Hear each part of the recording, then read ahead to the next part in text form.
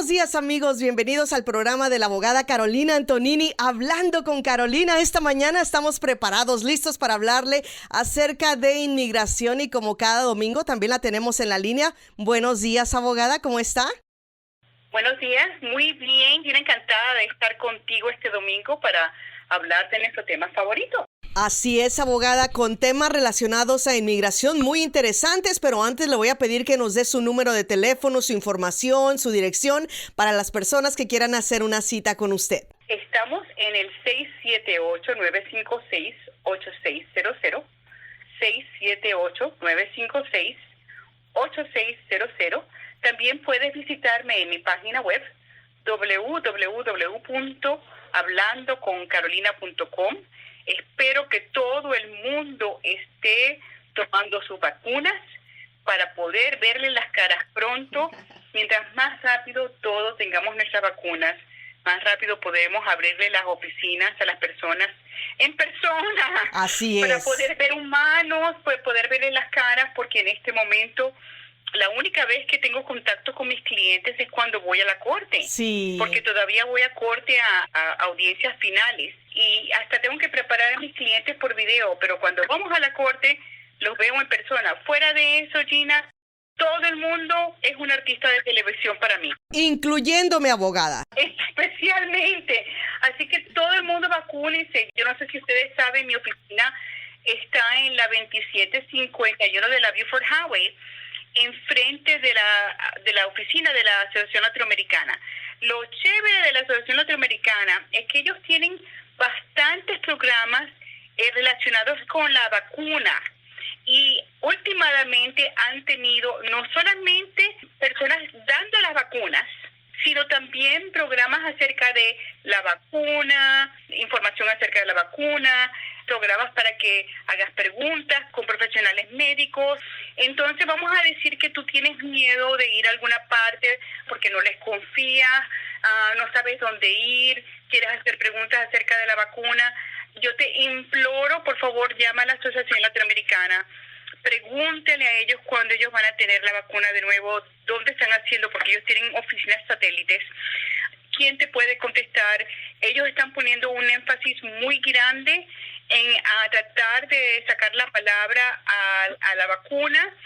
Yo sé que hay muchos grupos, particularmente hispanos, particularmente grupos evangélicos latinos, quienes están rehusando tomándose la vacuna.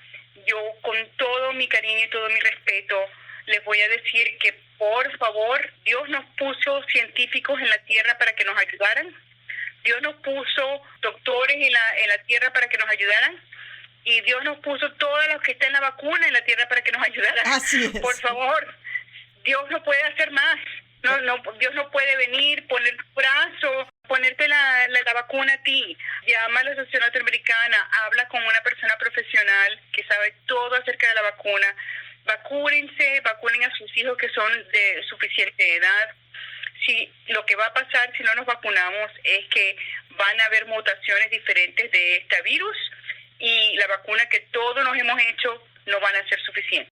Muy bien, pues espero que le tomen esta sugerencia a la abogada Carolina Antonini y llamen hoy a la Asociación Latinoamericana para más detalles. Regresando al tema de inmigración, abogada, me gustaría empezar con este tema de la Corte Suprema, de la decisión que tomó en las últimas semanas acerca de la orden de deportación para las personas que tienen mucho tiempo aquí en Estados Unidos. ¿De qué se trata y cómo nos puede beneficiar? Bueno, tú sabes que algunas veces a mí me da risa porque en el momento de que yo me enojé con el juez de la Corte Suprema, Gorsuch, quien es una persona muy inteligente, extremadamente conservadora, y quien yo estaba enojada porque todas las decisiones de él son súper conservadoras. 3 minutos después, estoy haciendo un argumento escrito para un cliente y, por supuesto, tengo que utilizar una decisión de él a favor de mi cliente. Y 3 minutos después, él publica otra decisión, la cual, en su en su lectura de la ley, él hace una regla o interpreta la ley a favor de los inmigrantes. Y entonces me dio mucha risa porque eso es un castigo que me da la vida por haberlo criticado. Pero básicamente el juez más conservador, más serio y la persona a quien uno fuera la última persona que uno pensaría que haría nada en absoluto que ayudaría a un inmigrante, tomó una decisión extremadamente sorprendente. Sí. Este caso se basa en una persona quien lleva muchos años en Estados Unidos y está en proceso de deportación. Cuando una persona lleva muchos años en los Estados Unidos y lo ponen en proceso de deportación, esa persona puede pelear en frente del juez para obtener una residencia humanitaria. Pero esa residencia humanitaria es muy difícil de obtener, Gina. Es bien difícil. Se tienen que demostrar muchas cosas. Se tiene que demostrar un carácter moral bueno, que no ha sido convicto de un crimen descalificante, y casi cualquier cosa lo descalifica a uno. Tiene que comprobar que uno tiene lo que se llama familiar calificante americano, lo cual normalmente son hijos menores de 21 años, una esposa, padre o madre que sean ciudadanos o residentes. Tienes que comprobar que mereces tener la residencia humanitaria porque has demostrado que te has portado bien. Tienes que demostrar, y esto normalmente es lo más difícil de demostrar, que tus familiares calificantes, los ciudadanos o residentes que son inmediatamente tu familia, van a sufrir lo que se llama un dolor extremo, excepcional y sin igual si tú eres deportado. Todas estas cosas hay que demostrarlas y normalmente, como te dije, la mayoría de los casos fallan en demostrar el dolor extremo, excepcional y sin igual. Este caso que llegó a la Corte Suprema no tenía nada que ver con ese dolor, tenía que ver con una de las otras cosas que se tienen que demostrar. Y eso es que uno tiene por lo menos 10 años en los Estados Unidos. Esta persona ya tenía más de 10 años en los Estados Unidos. El problema es que cuando la policía de ICE lo pescó a él en los Estados Unidos, él no tenía los 10 años todavía. Cuando le dijeron a él, sí, aquí está el documento donde te vamos a poner en proceso de deportación, la notificación diciéndote a ti, te vamos a poner en proceso de deportación. Él no tenía todavía los 10 años, casi, pero no todavía. Esa notificación que le mandaron a este hombre, que tenía todo lo demás para la residencia humanitaria, excepto esta cosa, era una notificación que tenía la información de por qué le iban a poner en proceso de deportación, su nombre, su dirección, etcétera. Y le decía, tienes que aparecerte en una corte en cierta fecha y a cierta hora, pero no le decía en qué corte, en qué fecha ni a qué hora. Ok, como siempre, ¿verdad? Por supuesto. Y esa notificación de la fecha y la corte y a qué hora le llegó a él 2 o 3 años después. Cuando le llegó esa notificación de fecha, de hora, de corte, ya él tenía más de 10 años. Y su abogado dijo, no, ese primer documento que le dieron no puede cortarle el tiempo a él porque ese documento no era efectivo. La ley dice que el documento que le dan a él tiene que tener toda esta información. Y mira, este documento no la tenía. Pero ¿cómo es posible que no la tenía, abogada? O sea, mandaron una... Bueno, el juez Gorsuch va a estar muy de acuerdo contigo en unos minutos. Pero este caso fue peleado, y las cortes dijeron, no es práctico que el gobierno americano tenga que dar notificaciones diciéndole a la gente cuándo y dónde es su corte. Yo sé que la ley dice que ese documento lo tiene, pero a lo mejor la ley no quiso decir eso. A lo mejor la ley no tiene problema de que sea dada en 2 notificaciones o 3 notificaciones. En fin de cuentas, esto es complicado para el gobierno, etcétera, etcétera. Entonces, todo esto, estas peleas van, y el juez Gorsuch básicamente le dice al gobierno, primeramente, yo sé leer y yo sé gramática, y aquí la ley dice que tú tienes que poner toda esta información en una notificación. Así que no vengas aquí diciendo que una notificación significa varias, porque varias y una son cosas diferentes. Y entonces les da una gran lección en gramática. ¿Qué significa una notificación, cuál es el plural, cuál es el singular? Y entonces, por supuesto, me alegro que yo no fui la abogada del gobierno en este caso porque me hubiera muerto de la pena. Después de decirle que no saben leer y que no saben conjugar y que no saben la gramática y que ellos saben que la ley dice una, que el Congreso escribió una y que una significa nada más una, y como ellos no pusieron toda la información en una, como les dice el Congreso, que el reloj de este señor no paró. Wow, Y hasta hoy en día él sigue acumulando su tiempo. Adicionalmente, él le dice al gobierno, es más, ustedes me van a decir a mí que el gobierno de los Estados Unidos, el gran gobierno de los Estados Unidos, no tiene la capacidad ni la habilidad de coordinarse para poner a una persona en proceso de deportación, pero no puede determinar dónde, cuándo y cómo, porque es demasiado para el gobierno americano. Y entonces lo que va a hacer es que le va a mandar a una persona quien es de otro país, que no sabe leer inglés, que no tiene la menor idea cómo funciona la cosa, 1, 2, 3, miles notificaciones para ver cómo se las arregla. O sea, como nosotros, el gran país, no podemos figurar una cosita, vamos a fregar al inmigrante y hacer lo que él nade en miles de notificaciones. Eso no es aceptable, no es lo que el Congreso te dijo, y no es aceptable ni es creíble que este gobierno pueda hacer todo lo que hace y este país pueda hacer todo lo que hace y que no pueda coordinarse su calendario.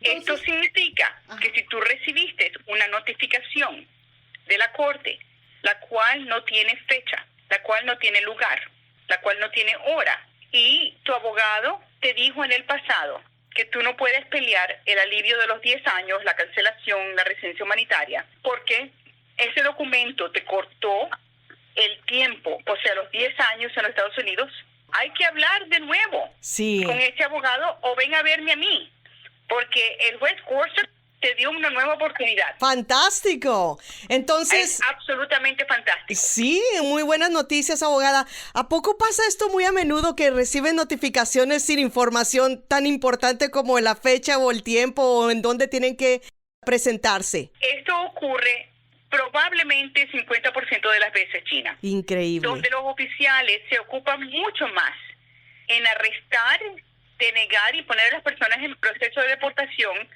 y figuran, bueno, cuándo le dan corte y cuándo es la corte, eso no es problema mío, que eso lo arregle otra persona. Y déjame decirte el próximo problema, mi predicción es esta. Viendo que esto ya venía, inmigración, la Corte de Inmigración, los oficiales de inmigración, han empezado a dar a las personas notificaciones de corte con fechas falsas. Entonces, esto ya ha estado pasando porque cuando un caso previo a esto empezó y subió a la Corte Suprema la primera vez, pero era un poquito diferente a este, se asustó inmigración y empezó a dar fechas falsas. Cuando el juez Gorsuch dijo que el Congreso les dijo que tenían que poner toda la información en una hoja, si el Congreso, la intención del Congreso era que pusiera información correcta o información falsa. Inmigración va a empezar a someter notificación de cortes con información falsa. Y la semana pasada yo fui a corte a mi audiencia. Yo sé que en las cortes de hoy en día nada más se oyen casos individuales, audiencias finales, lo cual significa que cuando yo voy a la corte no hay larga línea para entrar por el COVID. Yo llego a mi corte en la mañana y ¿qué encuentro, Gina? Un océano de humanidad en una línea larguísima y yo con una rabieta, porque yo encantada voy a la corte a pelear mi caso, pero yo no encantada voy a la corte durante el COVID a estar en filas de humanidades de gente, porque esta es la razón por la cual la gente se muere. Claro. A exponerme yo y a exponer a otros. Pues resulta ser que esa pobre gente estaba ahí porque esa gente había recibido estas notificaciones con fechas falsas. Mi gran esperanza es que inmigración coordine su calendario apropiadamente y o dejen de poner fechas entendiendo de que ellos nunca van a tener el reloj parado y se den por alto de tratar de tener el reloj parado, lo cual está bien. Más gente puede el poder pelear este alivio y ganar este alivio son dos cosas tan diferentes. ¿Qué le importa al gobierno si esa primera cosa el inmigrante puede tener a su favor cuando todo lo demás está en su contra? Entonces, o dejan de tratar de pelear esa parte, o ellos van a tener que arreglar su sistema de calendario. Bueno, mientras tanto, para las personas que tuvieron este problema en el pasado, como mencionó usted, sí pueden regresar a abrir su caso, ¿verdad? Deben regresar. La pregunta no es si pueden, la pregunta es si deben o si les conviene, o algunos van a poder, pero hay otros que a lo mejor no, porque una cosa es poder abrir tu caso o poder reconsiderar tu caso si fue negado nada más por esa razón, o si no fue considerada nada más por esa razón. Pero si tu caso fue negado por esa razón, pero también por X, Y y Z, sí, a lo mejor entonces esto no es una opción para ti.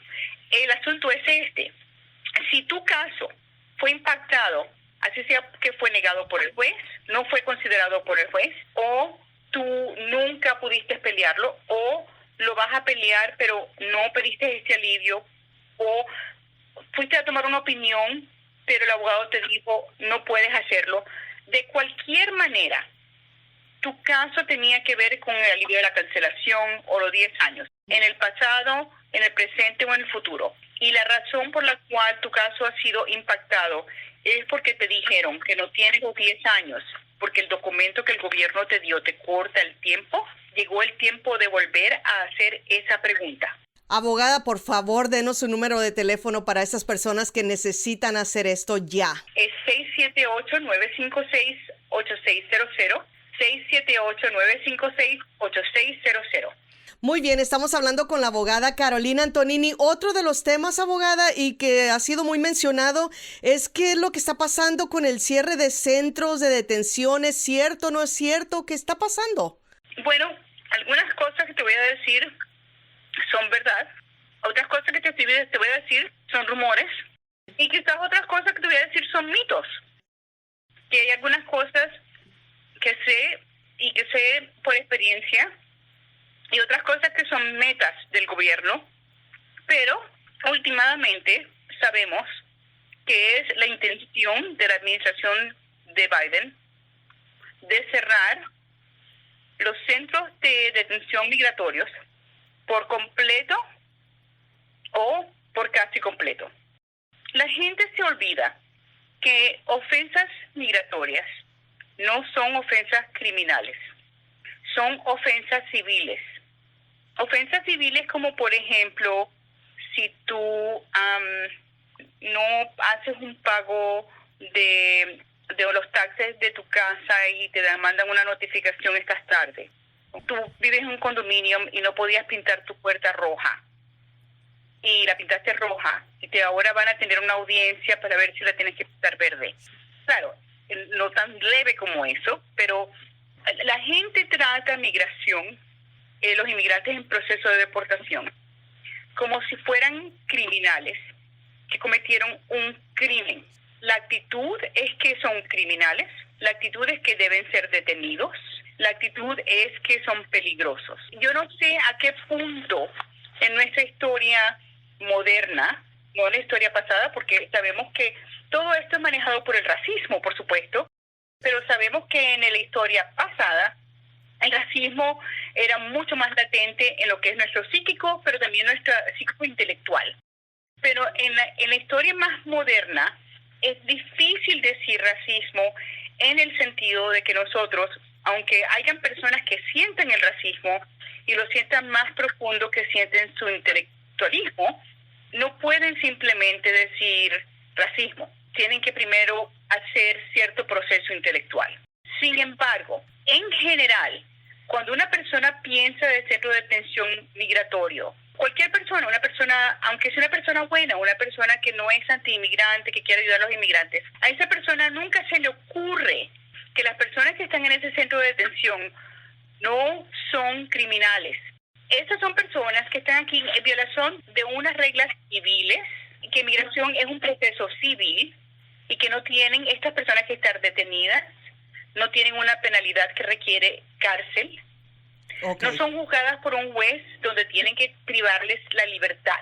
Es verdad que hay personas que son inmigrantes, que están detenidas por inmigración, porque antes de estar detenidas por inmigración rompieron la ley.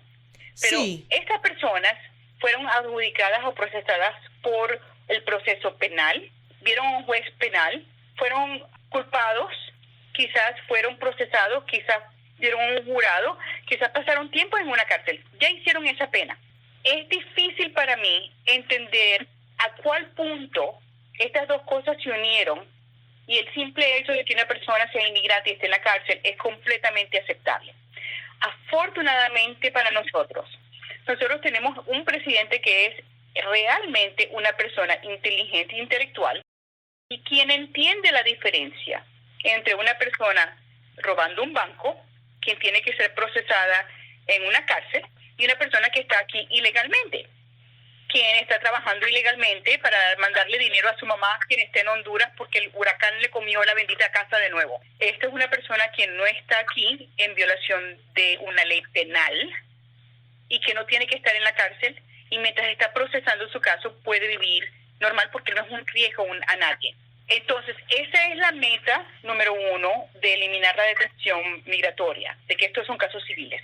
La otra cosa, que es una de las cosas que más me ha dolido, que ha pasado durante el tiempo de mi profesión, y eso es el regresar la detención de las personas a manos del gobierno y quitársela a estas compañías privadas.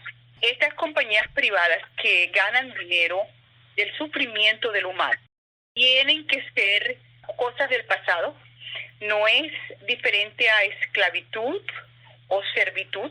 Es increíble para mí que nosotros como sociedad pensamos en cualquier momento que una compañía privada podía suplantar el gobierno para funciones que son extremadamente importantes y que únicamente el gobierno debería hacer, como por ejemplo la detención de personas, el culpar a una persona.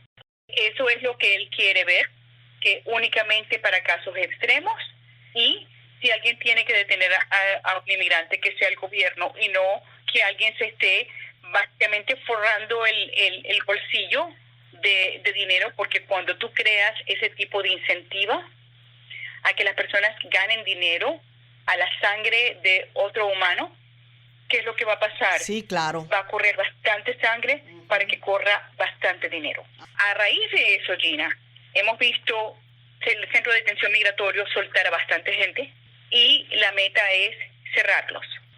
No todos son privados. Hay personas que están detenidas en el centro de detenciones que son de gobierno o que son de gobierno estatal o local, pero con convenios de renta con el gobierno federal. Pero los que tienen contrato con los privados, eliminar esos.